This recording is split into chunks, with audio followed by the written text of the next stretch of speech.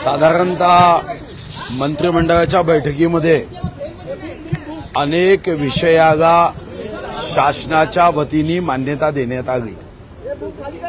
आपल्या राज्यामध्ये हजारो पतसंस्था आहेत। या पतसंस्थेमध्ये असणारे ठेवीदार, या ठेवीदारांच्या हितरक्षणासाठी आज 1 लाख रुपयापर्यंतच्या ठेवीचा विमा करण्याचा निर्णय करण्यात आला। पतसंस्था डबघाईस निघाल्यास मात्र पतसंस्थेमध्ये ठेवीदारांनी ठेवलेल्या 1 लाख रुपयापर्यंतच्या ठेवी याला मात्र विम्याचं संरक्षण देण्यात आलं आहे। राज्यामध्ये मोठ्या प्रमाणावर समृद्धी महामार्ग, राष्ट्रीय महामार्ग यासोबतच आता हॅमच्या माध्यमातून आज MSIDC Maharashtra state infrastructure development corporation या माध्यमातून पहिल्या टप्प्यामध्ये 6000 किलोमीटर ते मजबूत व्हावे, 30 वर्ष यावर देखभाल दुरुस्तीचं काम पडू नये यासाठी 28,500 कोटीमध्ये वाढ करत सारे रस्ते सिमेंटचे करावेत या बाबतीतही निर्णय झाला। वन विभागाच्या माध्यमातून जुन्नर सफारीला मंत्रिमंडळाने मान्यता दिली असून जुन्नरमध्ये 80 कोटी रुपये खर्च करून बिबट सफारी ही तिथं निर्माण करण्यात येणार आहे। यासोबतच बांबू मिशन, जे अटल बांबू मिशन या नावाने परिचित आहे, यामध्ये शेतकऱ्यांसाठी या अगोदर 25 रुपयाच्या टिश्यू कल्चरच्या मागे 20 रुपयाचं अनुदान होतं। आता मात्र 2 हेक्टर पर्यंत एका बांबूसाठी 3 वर्षासाठी मग त्या संरक्षण, संवर्धन आणि बांबूची देखभाल यासाठी 350 रुपयापैकी 175 रुपये हे वन विभाग शेतकऱ्यांच्या खात्यामध्ये थेट टाकतील असाही निर्णय करण्यात आला आहे। मोठ्या प्रमाणावर महानगरपालिका, नगरपालिका, नगरपंचायतीमध्ये विविध अमृत 1, अमृत 2 किंवा तत्सम अशा त्या ठिकाणच्या पाणी पुरवठा, मलनिस्सारण, स्वच्छतेच्या योजना राबविल्या जातात। यामध्ये जो त्या नगरपंचायत, नगर परिषदचा जो वाटा आहे या हिस्स्याबद्दलही त्या हिस्स्यामध्ये काही सूट ही आजच्या कॅबिनेटमध्ये देण्याचा निर्णय आज राज्य सरकारने केलेला आहे, ज्या माध्यमातून नगरपंचायती, नगर परिषदा ज्यांची आर्थिक स्थिती ही थोडीशी अडचणीची आहे त्यांना स्वतःचा हिस्सा भरण्यामध्ये काही सूटही दिली आणि यासोबत या सर्वांना सॉफ्ट लोन राज्य सरकारने त्यांना त्यांचा हिस्सा भरण्यासाठी उपलब्ध करून द्यावं, यासाठी सॉफ्ट लोन सुद्धा उपलब्ध करून देण्याचा निर्णय हा आजच्या मंत्रिमंडळाच्या बैठकीमध्ये करण्यात आला आहे। काही ठिकाणी पदभरतीचे निर्णय होते, त्या पदभरतीला ही मान्यता देण्यात आली आहे। काही विभागाच्या संदर्भामध्ये काही निर्णय करायचे होते, या सर्वांना आज मान्यता दिली गेली आहे। भाऊ, एक पत्र जे आहे ते मुख्यमंत्र्यांना आलेलं आहे, जे कंत्राटदार सगळ्या ठेकेदारांच्या युनियन आहेत त्यांच्याकडून हे पत्र देण्यात आले आहे की राज्यामध्ये राजकीय नेत्यांकडून खंडणी जी आहे ती मागितली जाते, असं एक प्रकार एक पत्र समोर आलं नाही। पत्रामध्ये जो मुद्दा व्यक्त केला तो तर अतिशय गंभीर आहे। महाराष्ट्राची परंपरा लक्षात घेऊन होत असेल तर गंभीर आहे, परंतु या अगोदरही माननीय म्हणतो त्या गडकरी साहेबांनी हा विषय एका भाषणामध्ये व्यक्त केला। आता घटना काही राज्यात सर्वदूर होत असतील का? मला वाटतं की सर्वदूर नसेल, पण काही ठिकाणी जर अशा घटना होत असतील तर माननीय मुख्यमंत्री, माननीय उपमुख्यमंत्री अतिशय गंभीरपणे या घटनेची नोंद घेऊन या पत्राला संवेदनशीलतेने सकारात्मक दृष्टीने सरकार प्रतिसाद देईल असं माझं व्यक्तिगत मत आहे. याबद्दल आज काही मंत्रिमंडळाच्या बैठकीत चर्चा झाली नाही, पण मुख्यमंत्री महोदय आणि माननीय उपमुख्यमंत्री देवेंद्रजी आणि अजितदादा या विषयाकडे गंभीरपणे पाहतील. शेवटी राज्याच्या विकासामध्ये अशा पद्धतीने आडकाठी येणं हे ना राज्याच्या हिताचं आहे ना आपल्या प्रगतीमध्ये अशा पद्धतीचं स्पीड ब्रेकर हे कोणालाही मंजूर नाही. माजी आमदार गणपत गायकवाड यांनी जी काही गोळीबार केला आणि त्यानंतर थेट मुख्यमंत्र्यांवरती गंभीर असे भ्रष्टाचाराचे सुद्धा आरोप केले, पैशांच्या व्यवहाराचे आरोप केले आणि त्यानंतर आता शिवसेना शिंदे गटाचे मंत्री गृहमंत्र्यांना भेटून तातडीनं कारवाई करायची मागणी केलेली आहे. कारवाई होणार आहे त्याकडे आणि कारवाई होईल काय?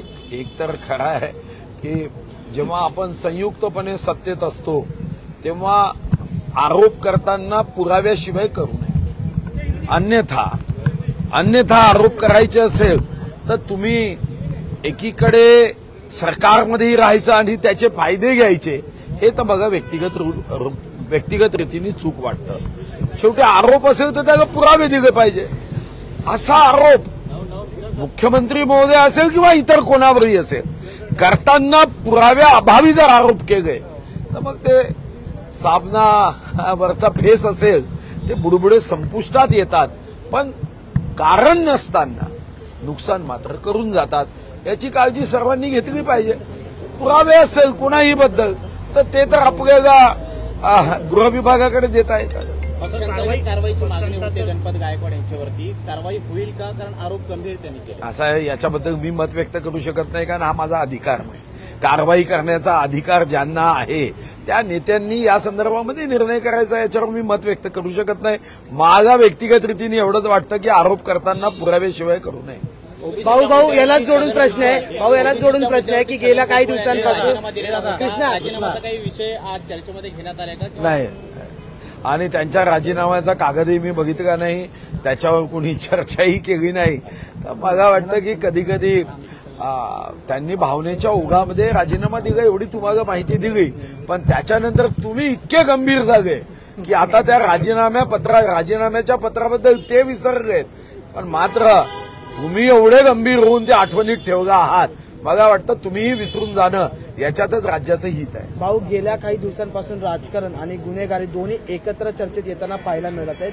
काल श्रीकांत शिंदेच्या भेटीच्या दरम्यान एक कुख्यात गुंडाचा त्यांच्यासोबतचा फोटो जो आहे तो समोर आला. त्या नेत्याची आज हकालपट्टी झाली. तर दुसरीकडे गुंड आसिफ दाढीने थेट उपमुख्यमंत्री अजित पवार यांचीच भेट घेतलेली. कसं बघा ते आकडे? नाही, आता असं आहे की मी स्वतःही 30 वर्ष आमदार आहे.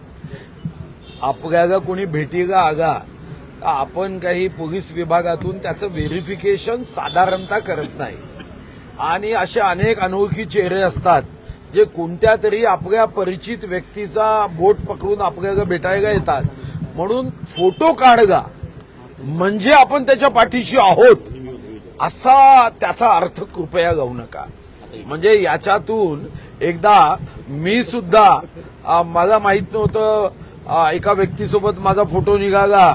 सुदैवाने मी वाचलो, कारण नंतर टीव्ही चॅनल वगैरे जेव्हा मला प्रश्न केला तेव्हा त्या व्यक्तीला मी ओळखतही नव्हतो. घाई गर्दीत आगा फोटो काढला, आणि जेव्हा त्यांनी मला प्रश्न केला की तुमचा यांच्यासोबत फोटो आहे का, नंतर मी चौकशी केल्यावर लक्षात आलं की त्याचा फोटो राहुल गांधीजींसोबतही होता, उद्धवजींसोबतही होता, त्याचा फोटो शरद पवारांसोबतही होता. तेव्हा मात्र मी निश्चिंत झालो की आता टीव्ही चॅनलवाले आपलं वाजवणार नाही, आणि वाजवलंच ते हेही फोटो मी देईल की मी एकटा दोषी नाही. त्यामुळे फोटोमध्ये गंभीरतेने आपण बघू नका. हा, त्याच्यासोबतचे आपले काही संबंध आहे का हे मात्र गंभीर आहे. उद्धव ठाकरे असे म्हटले की आम्ही मोदींना दूर केलं नाही, मोदींनी आम्हाला दूर केलेलं आहे. त्यांचे वक्तव्य कसं पाहतात ते आता आपल्या नाही, मला असं वाटतं की असं आहे, आम्ही तर पॉझिटिव्ह वेनीच घेतो, आम्ही निगेटिव्ह वेनी घेतच नाही.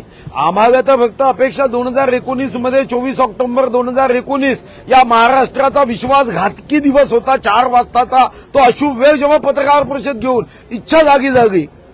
आता या इच्छेच्या संदर्भात हे पुढील प्रश्न झाले. आता त्यांनी आपला जो काही भाव व्यक्त केला की आम्ही काही मोदीजींच्या संदर्भामध्ये, मला माहित नाही, मी ऐकलं नाही, तुम्ही सांगत आहात की मोदीजींच्या बद्दल माझ्या मनात सन्मान आहे किंवा अजून काही, तर द्वेष नाही. हा तर सकारात्मक दृष्टीनेच घ्यायचा असतो. शेवटी आपल्याकडे जेव्हा प्रभू रामाची आपण प्राणप्रतिष्ठा करतो तेव्हा वाघ्याला सुद्धा वाल्मिकी होण्याची संधी आपल्या देशामध्ये दिल्या जाते. पण चूक केली म्हणजे आयुष्यभर त्या चुकीचं आपण हेच केलं पाहिजे. मला वाटतं की चूक डोक्यावर घेऊनच वागलं पाहिजे असं नाही. ठीक आहे, त्यांनी म्हटलं चांगली गोष्ट आहे. भाऊ, मराठा आरक्षणासंदर्भातलं राज्यपत्र अधिसूचना आलेलं आहे, तरी मनोज जरांगे पाटील पुन्हा एकदा म्हणतात की आम्ही 10 तारखेपासून उपोषणाला बसू आणि सगळे आंदोलन करू. या कॅबिनेट जो एकंदरीत अधिवेशन घेणार आहे तोपर्यंत आम्ही पुन्हा एकदा आंदोलन आणि उपोषण करू. असं आहे की या संदर्भामध्ये आदरणीय जरांगेजी आपल्याला जास्त माहिती देऊ शकतील. एक आमदार म्हणून, या महाराष्ट्राचा नागरिक म्हणून मला एवढंच वाटतं, प्रत्येकाने आपल्या मागण्या कराव्यात, मागण्यांचा पाठपुरावा करावा. मागण्यांसाठी लोकशाहीच्या माध्यमातून लोकशाहीला अपेक्षित आंदोलनही करण्यामध्ये कोणालाही नाही, नकार नाही. पण दुसऱ्या समाजाच्या संदर्भात, दुसऱ्या जातीच्या संदर्भामध्ये शब्दांचा उपयोग हा संयमितपणे केला पाहिजे. आपली लोकशाही ही संयमित शब्दांनीच वापरल्या गेली पाहिजे. आपली लोकशाही ही संस्कारी लोकशाही असावी, ही स्वैराचारी लोकशाही होऊ नये याची काळजी घेण्याची मात्र आवश्यकता आहे. काही दिवसांमध्ये काँग्रेसमध्ये मोठ्या प्रमाणात फूट पडणार आहे, लोकसभेचा राजकीय भूकंप होणार आहे, अशी माहिती समोर येते. तेव्हा काय खोटं काय त्याच्यात मला तुम्ही सांगा. सन्मान नितीश कुमारजींनी पाठ दाखवली. असं आहे की शेवटी काँग्रेस आज ज्या अवस्थेमध्ये आहे आणि त्यांची दिशा जी आहे, तुम्ही बघितलं असेल की इतका मोठा पक्ष, या पक्षाने आता पत्रकार परिषदेमध्ये जाती विचारायला सुरुवात केली. तर मला वाटतं की जेव्हा काँग्रेसचे नेते तथाकथित जे पंतप्रधान बनण्याचं संकल्प आणि स्वप्न घेऊन भारत जोडो करतोय, तो मात्र देश तोडोची भाषा करतात. मला वाटतं की काँग्रेस ही आता धीरे धीरे आकुंचित पावणारा पक्ष झाला आहे आणि ईश्वर त्यांच्या आकुंचनाच्या मागे आकुंचन व्हावी या दृष्टीने ईश्वरांनी निश्चितपणे या देशाचा भलं करावं.